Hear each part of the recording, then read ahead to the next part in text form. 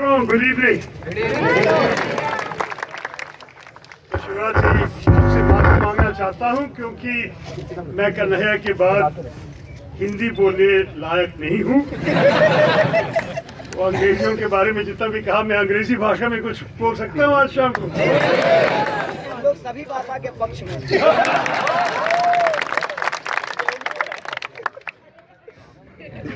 You know that I've been watching for the last month and a half what's been going on in this campus from close and also through my friends and colleagues. Of course, we've all seen Kanhaiya on television. We've all heard him. And as you know, JNU has been at the center of a major nationwide debate, a vital debate. You may have come here for an education, but you are also educating the nation.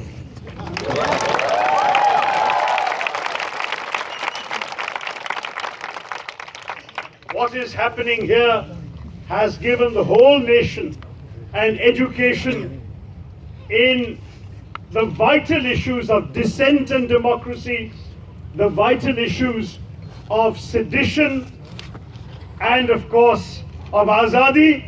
And at the same time, here in Azadi Square, it has also given us an opportunity to think about and talk about nationalism and what that means. So I was asked here to come and talk to you about JNU and nationalism. I don't need to tell you much about JNU because you are JNU. But about nationalism, I do have a few things to say. Because I do believe that at the center of this entire debate we're facing in the nation today, at the center of it, at the heart of it, is a fundamental debate about what the nation really is, what constitutes the nation, what India is, and therefore what is national and anti-national. To my mind, this is a debate worth having. And so we should be grateful to Prime Minister Modi and his party for having overreacted the way they did and having given us a chance to actually face this debate that we are once again having tonight. You know, in my generation, we all grew up knowing that famous seminal founding speech of Indian nationalism, Jawaharlal Nehru's, on the midnight of August 1947, when he said that we have now met a tryst with destiny, a moment which comes but rarely in history, when the soul of a nation long suppressed finds utterance. The soul of the nation, that is what he was speaking for that night. And yet at the same time, the just recently departed Prime Minister of Great Britain, Winston Churchill, had once barked that India is no more a united country than the equator. Now, Churchill was rarely right about India, but it is true that there are few nations in the world that accommodate such an extraordinary variety of geography, of ethnicity, of language, of culture, of economic development, all within one space. And yet, Nehru believed passionately in the Indian nation whose soul he felt had woken that night. And he knew that it was an enormous challenge to wield together, and yes, Sardar Patel played a major role in that, to wield together, to meld into one nation, a country of such extraordinary diversity, so many princely states, so many different regions.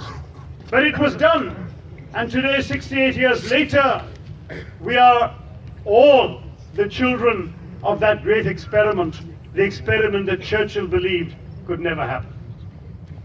And yet we know we are heirs to a very large tradition, an ageless civilization that has every kind of variety imaginable, right? A country of 23 languages recognized in the Constitution, a country of 4 major religions founded on the soil and 4 others that have come to our land from elsewhere, a country of 85 recognized political parties, 58 of which are in parliament, a country where there are 300 ways of cooking the potato. This country is therefore a land of diversity. And when we speak of the Indian experience, the first and most basic thing to recognize is that the singular thing about India is that you can only speak of it in the plural. There are many Indias, and our effort is to accommodate all these Indias in one dream, in moving forward in one way. This, I think, is what unites the remarks of Sunny and Kanhaiya and myself this evening. And India, in our mind, must be an India that accommodates all of these Indias. This multiplicity, this diversity, that our democracy was supposed to enshrine and preserve. You know, when we look at our country, we can see that there is so much that keeps us together and yet so much that drives us apart. We have contradictions in our country, but we are more than the sum of our contradictions. That is the great strength of India.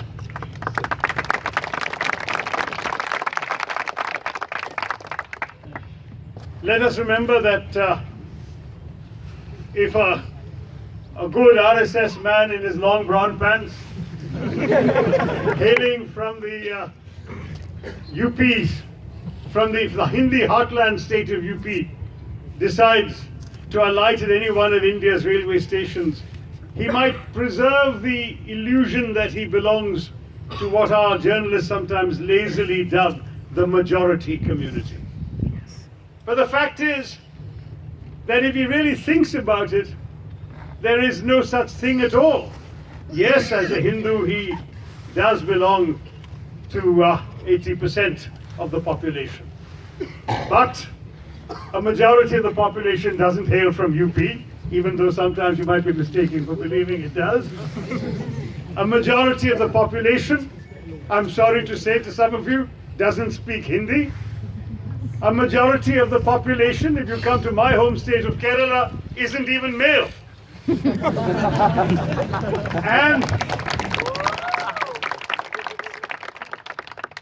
And even if he cherishes this illusion of majoritarianism, his caste puts him in a minority immediately. If he's a Brahmin, well, 90% of his fellow Indians are not. If he's a Yadav, 85% of his fellow Indians are not, and so on. So why do I harp on this? It's not to say that I am any less Hindu than those who have been trying to privilege a Hindu notion of majoritarian identity in India.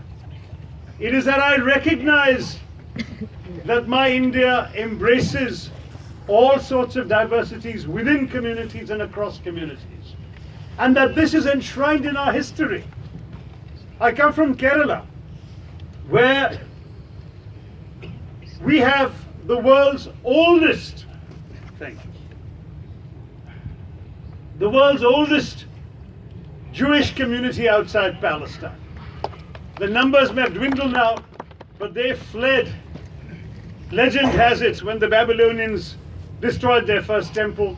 Certainly we have evidence that they came when the Romans destroyed their second temple.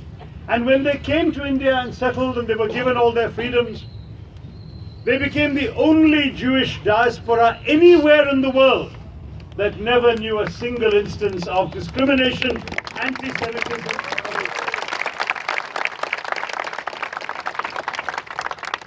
Christians came to India long before they went to Europe. When St. Thomas of the Bible, doubting Thomas the Apostle, landed on the shores of Kerala, it is said he was welcomed on shore by a flute-playing Jewish girl.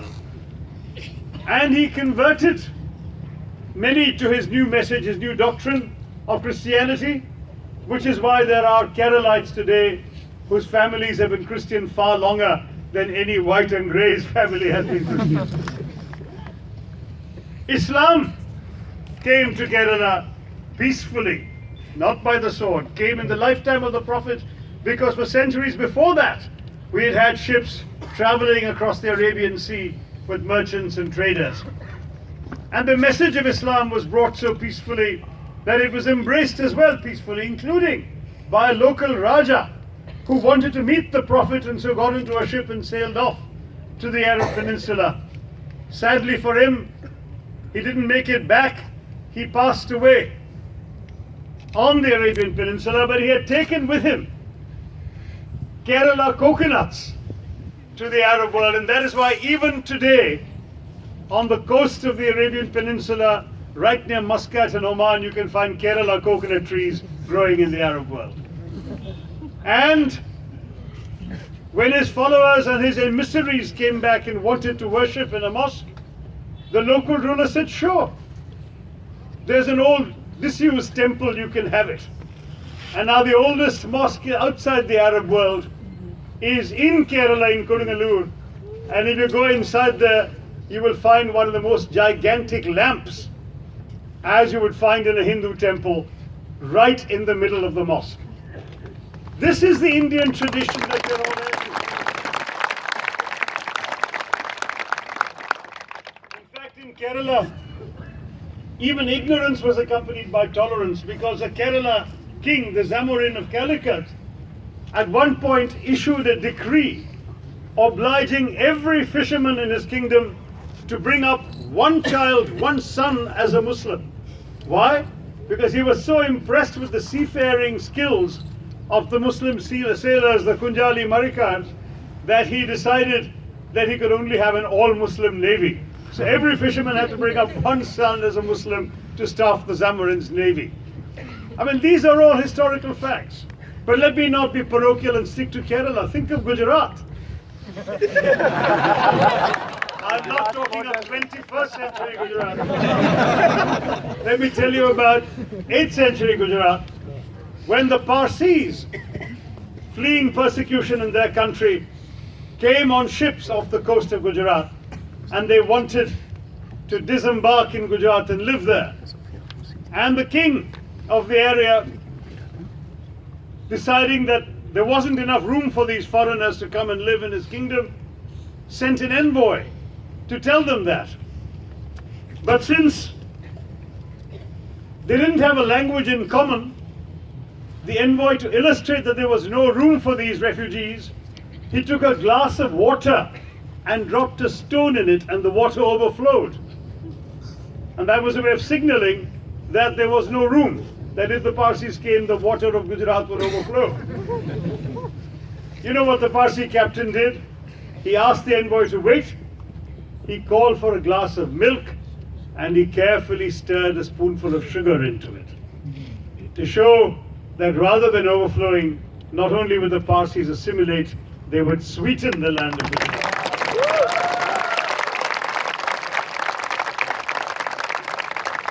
And that is why today Parsis still speak Gujarati and wear saris in that interesting way that their women do. But the fact is that this history, one can give you story after story, example after example of this history of diversity, of tolerance, of engagement.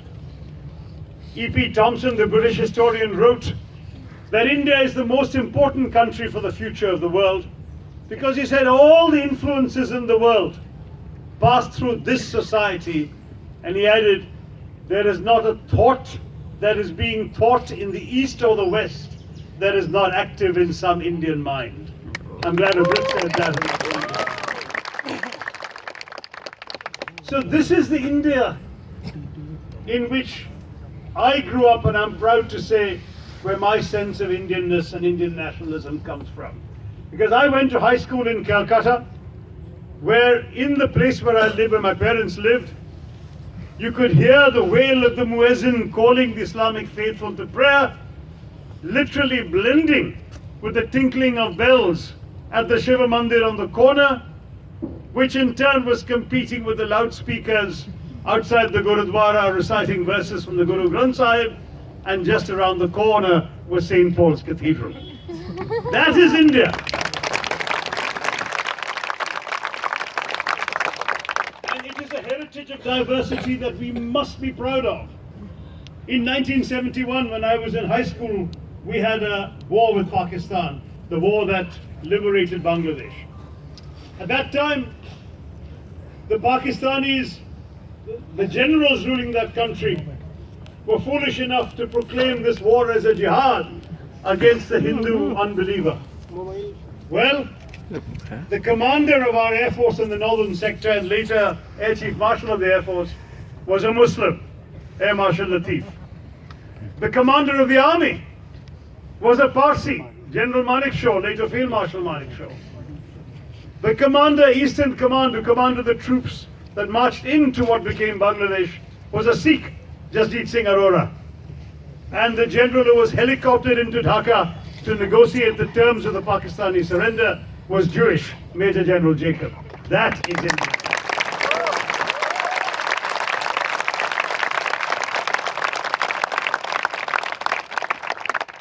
So this is the Indian nation of which we must always speak.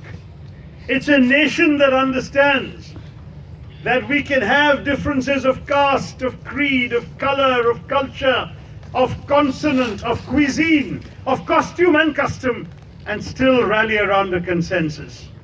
And that consensus is on the simple principle that in a diverse democracy like ours, you don't really need to agree all the time, so long as you agree on the ground rules of how you will disagree. That is where dissent comes in our democracy. We know what the ground rules are. As Kanaya says, it's the Samvidhan, the constitution, that we all stand behind. But that constitution gives us certain rights, and we, all of us, have the right to demand those rights and to ensure they're extended to the weakest sections of our society.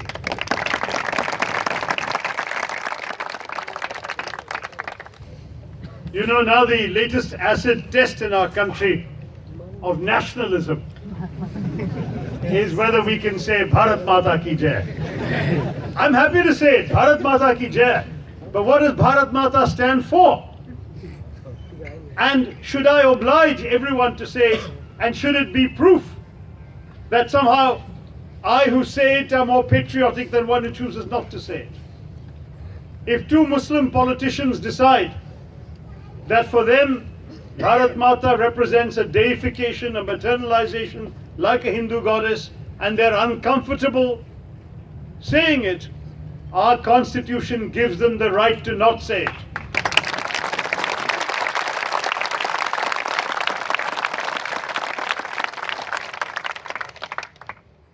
Just as it gives some the right to say it as well, and even to demand it. You were at the India Today conclave, Kanaya, the night before I was there, and the anchor began by saying to the whole audience, say after me, Bharat Mata Ki Jai. And then he said, raise your hands who all said it.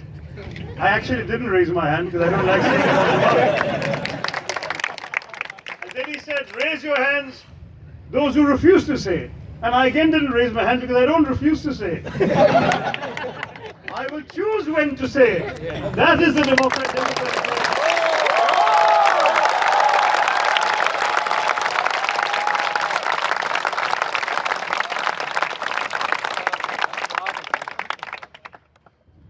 The fact of our nation's democracy is very simply expressed in that famous line of Voltaire's, I disagree with what you say, but I will defend to the death your right to say it. That very same principle applies here too. I may disagree with what you believe in. I may disagree with the political party or the particular student organization that you happen to vote for. Kanaya knows I came here to campaign for the NSUI candidate last time against it. But the fact is that I respect and admire and defend everyone's right, his right, your right, to stand for what you believe in, and we will all stand with JNU.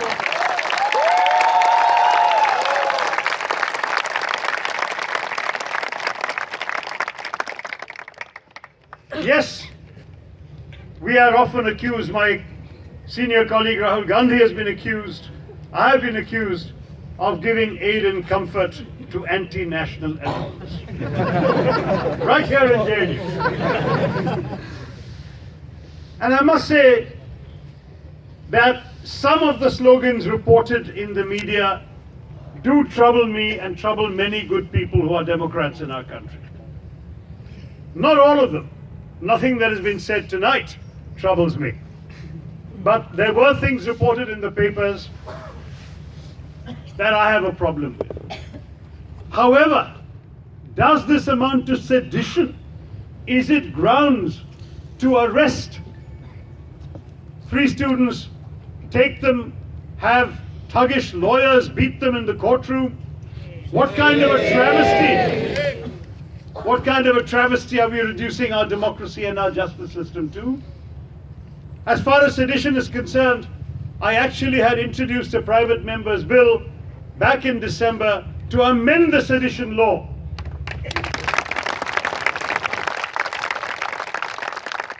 None of our friends in the media noticed, because on the same day I also tried to introduce a private member's bill to amend section 377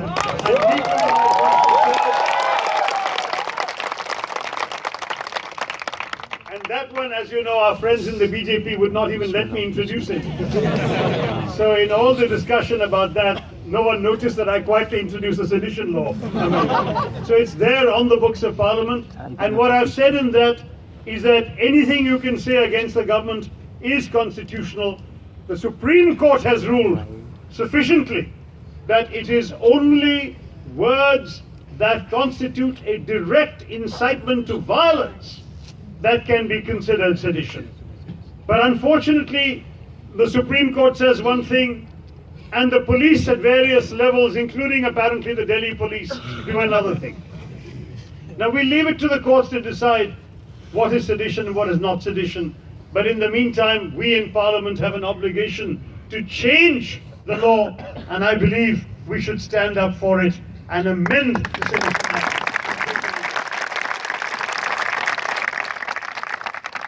Jawaharlal Nehru, for whom your university is named, said this is an obnoxious law, and the sooner we get rid of it, the better.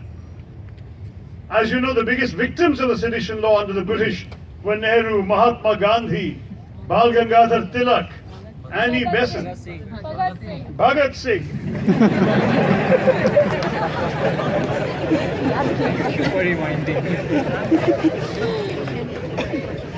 Yeah, Bhagat Singh was the Kanhaiya Kumar of his time.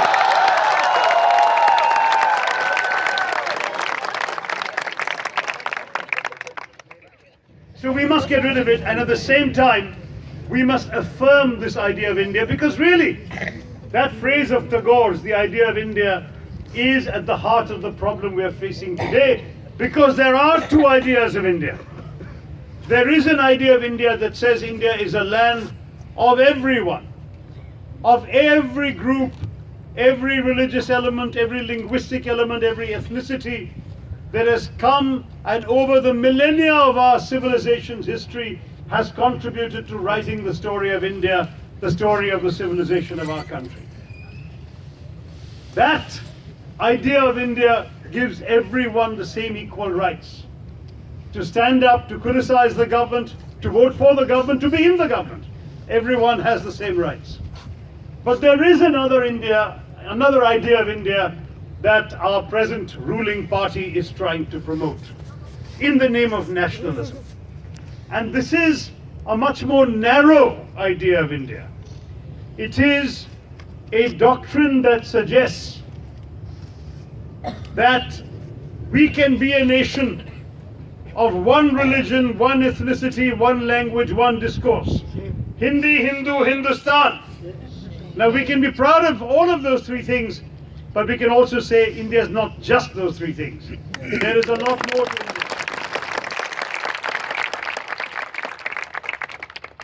And because we want to see this broader idea of India embraced in our country, we want an India which has room for both Krishna Kanhaiya and Kanhaiya Kumar. We India which will allow people from every corner of this vast land an equal stake in our future. I worry about a university being centered on a discourse of anti-nationalism. As you know, some learned pundits have even suggested that JNU should be closed down. I can tell you that one of those who made that suggestion was a classmate of mine at St. Stephen's School. And he was a Trotskyite in those days. So the fact is that we have all sorts of youthful excesses, and many who were left-wing to a point that even Kanaya might consider extreme are today pundits advising and commenting in favor of the BJP. Student days are the days when you have to learn, when you have to debate, when you have to expand your consciousness. And you may grow up and change your views, and there's no shame in that. One of the newspapers ran a series of profiles of the last 10 or 15 presidents of JNU. And some had been elected on a leftist ticket and were now either not political or had moved towards the right. That is their privilege. Everyone has a right to change and grow. In fact, there is a famous crack by the former French President Clemenceau, who said, not to be a socialist at 20 is proof of lack of a heart. To be a socialist at 30, he said, is proof of lack of a brain. Now, we don't have to agree with him. Most of us here don't agree with him. But it's simply a point that student life is a time for you to have the courage of your convictions, be transported by the passion of your beliefs, sometimes entertain extreme ideas which you may outgrow. But India is not so weak that a few irresponsible slogans by misguided students can destroy this country's democracy.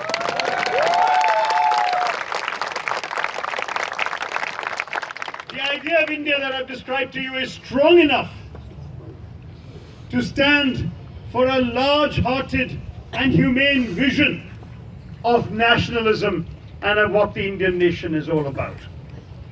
That idea of India will not be swayed by such a few slogans, and which may apparently not even have been shouted by students, but by outsiders on the campus that day. We don't know. We'll let the police investigate, that's their job. But the truth is that whatever may or may not have been said, India is larger than that. Even while they were coming to arrest Kanai and drag him off to court, there was an ex-JNU student dying on our border, fighting for the Indian flag, fighting against terrorism. The flag that he fought for, the flag that Kanaya's brother still fights for on the border, the flag that I'm proud to wear on my jacket every day as a symbol of my allegiance to this nation, that I'm proud to claim as my own, that flag stands for a larger, more humane, more compassionate, more all-encompassing idea of nationalism than those of the petty voices that would reduce it to the bigotry of majoritarian chauvinist politics. Let us remember the ideals that flag incorporates. Let us remember that tryst with destiny that Nehru spoke of. Let us remember the ideals for which that flag stands, and let us remember that that flag belongs to every single section of the society, to the Dalits who have felt oppressed and discriminated for millennia, and who have sought to organize themselves on university campuses and take advantage of the opportunities that education gives them to be able to break free of their lot in life. Let us celebrate what that flag means to them. That very moving suicide letter of Rohit Vemula that you have all read, I'm sure. You know how much that scholarship meant to him, the hope it represented, and what it signified. When the Ambedkar Periyar study group is shut down at IIT Madras, what does that signify? It is a signal that the attempts of an oppressed minority to break free of their lot, to find their place in the Indian sun, is being resisted from the top instead of encouraged to grow and come up. These are things we have to fight for. We have to ensure that no one in this country has any reason to feel that the color of his skin, the food she eats, the sounds they make when they speak, the God they choose to worship or not, has any bearing on their rights in our democracy, on their rights to stand up for their own views and their own beliefs in our nation.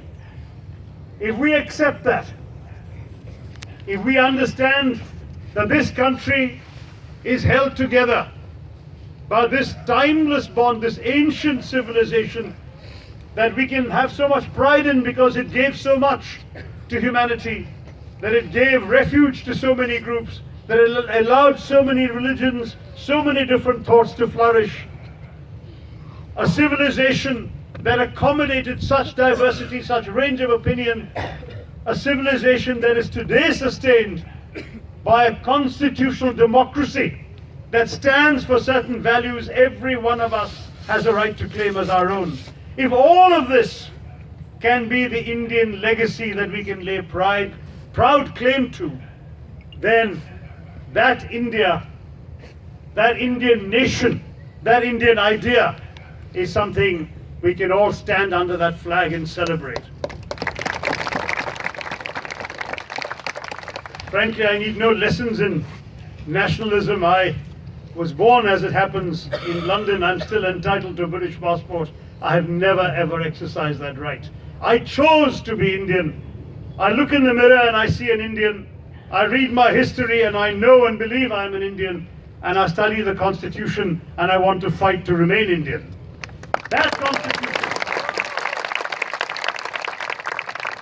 That Constitution gives us all freedom. That Constitution's freedoms must not be abridged by pernicious sedition laws, by the overreactions of irresponsibly insensitive governments or oversensitive governments. We should, in fact, allow ourselves to understand that the magic, the strength, the greatness of Indian nationalism is precisely that it brings us all together under that one flag. I'm going to end with a story, since our friends on the other side are so fond of citing the ancient texts. Let me tell you a story from the Puranas. It's a very typical Puranic story of a sage and his disciples.